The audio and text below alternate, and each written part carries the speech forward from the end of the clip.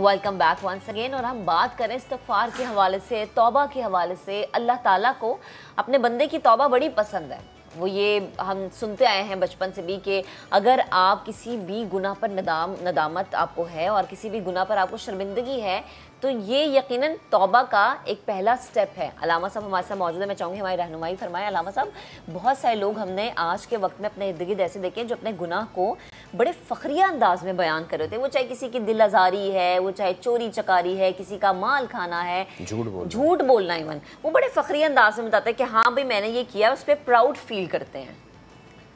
دیکھیے بات یہ ہے کہ اگر کوئی بندہ گناہ کر لیتا ہے یا گناہ اس سے واقع ہو جاتا ہے, پھر وہ اس پر اصرار کرتا ہے,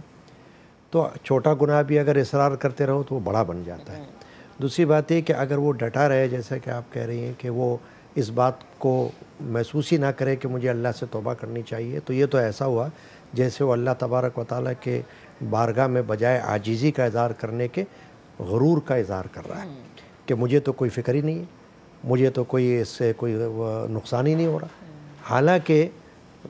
علماء نے فرمایا کہ جب کوئی گناہ واقع ہو جائے تو پھر اس کے جواب میں کوئی نیکی بھی کرو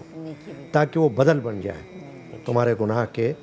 اس کا بدل بن جائے کہ تم نے نیکی بھی کر لی اور اللہ تعالیٰ تم سے خوش ہو جائے, یا بار بار استغفار کرو. دیکھیے ایک بات بڑی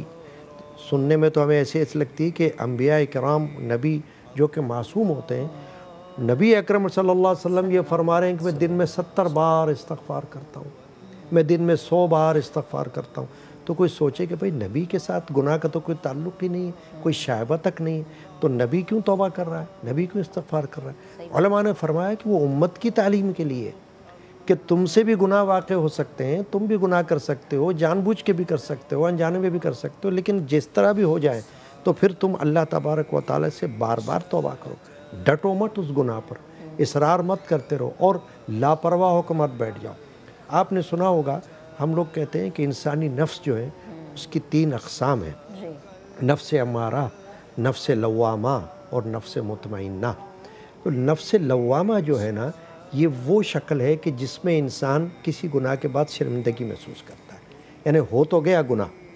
یا خطا بھی واقع ہو گئی, مگر پھر اس پر شرمندگی محسوس کر رہا ہے, ندامت محسوس کر رہا ہے کہ یا اللہ یہ میں نے کر تو لیا یا مجھ سے یہ ہو تو گیا گناہ, مگر تو مجھے معاف کرنے والا ہے, مجھے معاف کر دے. اس کو ہم کہتے ہیں کہ اپنے گناہ پر پشیمان ہونا, شرمندگی کا اظہار کرنا. جو بندہ ایسا نہ کرے اس کا مطلب ہے وہ تو بڑا ڈھٹائی والا بندہ ہے, یعنی کہ اس کو کوئی احساس ہی نہیں ہو رہا ہے کہ اسے ایک دن مرنا بھی ہے, اللہ کی بارگاہ میں جانا بھی ہے اور اس کو وہاں اپنے گناہوں کا حساب کتاب بھی دینا ہے.